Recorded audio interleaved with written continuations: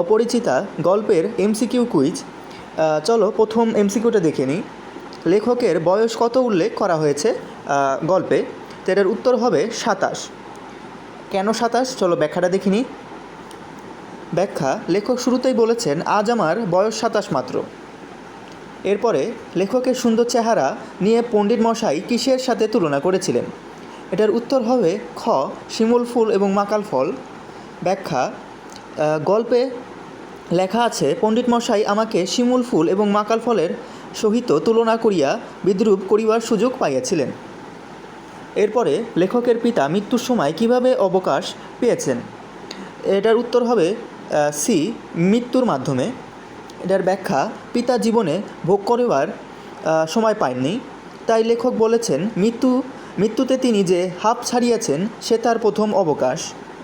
এরপরে লেখকের আসল অভিভাবক কে ছিলেন? এটার উত্তর হবে সি, মামা।